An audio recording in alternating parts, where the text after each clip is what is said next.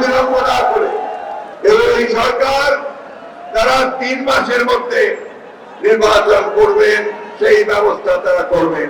গণতন্ত্রের উত্তরণকে সঠিকভাবে এগিয়ে নিয়ে যাওয়া। আমি ধন্যবাদ জানাতে চাই দেশপ্রেমিক সেনাবাহিনীকে যে তারা ঠিক প্রয়োজনের সময় জাতির সেই কঠিন প্রয়োজন, সেই প্রয়োজনের সাড়া দিয়ে তারা জনগণের পাশে এসে দাঁড়িয়েছে। আমি ধন্যবাদ জানাতে চাই আমাদের ছাত্র নেতাদেরকে, আমাদের নেতৃবৃন্দকে, তারা কাঁধে কাঁধ দিয়ে লড়াই করেছেন, সংগ্রাম করেছেন এবং আজকে যৌক্তিক পরিণতি নিয়ে যাচ্ছে। বন্ধুগণ, আমরা আবারও বলতে চাই আজকে আসুন প্রশাসনকে সঠিকভাবে আপনারা দায়িত্ব দিন, দায়িত্ব পালন করতে দিন। আমি রাষ্ট্রপতির কাছে আহ্বান জানাবো অতি বিলম্বে, অনতি বিলম্বে, কোন বিলম্ব না করে ইন্টারিম গভর্নমেন্ট যেটা শহরের দাবি অন্তর্বর্তীকালীন সরকার, সেই সরকার গঠন করুন কোন বিলম্ব না করে। এবং এই সরকার তারা 3 মাসের মধ্যে নির্বাচন করবেন, সেই ব্যবস্থা তারা করবেন এবং এর জন্য পূর্ণ সহযোগিতা আমরা তাকে দেবেন, জনগণ তাকে দেবে। বন্ধুগণ, আইন শৃঙ্খলা রক্ষা করার দায়িত্ব আপনাদের। আমার পড়ে গেছে আনন্দে যখন আমি দেখেছি যে আমাদের ছাত্ররা তারা ট্রাফিক পুলিশের দায়িত্ব পালন করছে। আমি তাদের ধন্যবাদ দিতে চাই।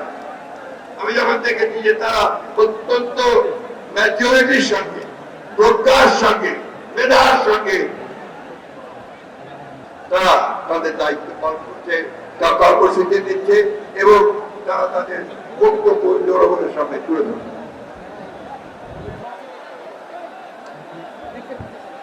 আপনারা অনেক কষ্ট করেছেন। আমি অনুরোধ করবো যে কখনো কোন ভাঙচুর, লুটপাট, কোন অগ্নি সংযোগ, এগুলোর মধ্যে কিন্তু আপনারা জড়িত হবেন না।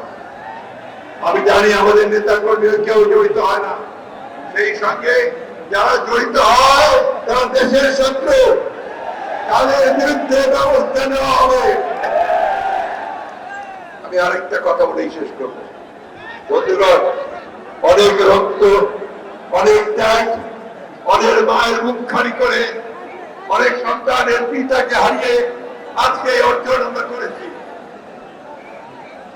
আমরা অনেকে, আমাদের ছেলেরা অনেকে বার্ধক্য এসে যাচ্ছে, চাকরি পায়নি, কর্মসংস্থান নাই। এই 16 বছর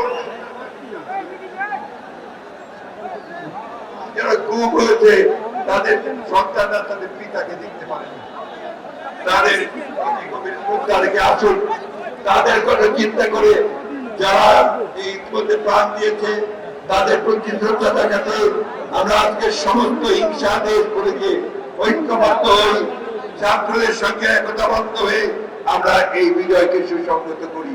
আমি আবারও ছাত্রদেরকে অভিবাদন জানাতে চাই, ধন্যবাদ জানাতে চাই তাদের এই অভাবনীয় নজিরবিহীন নেতৃত্বের জন্য।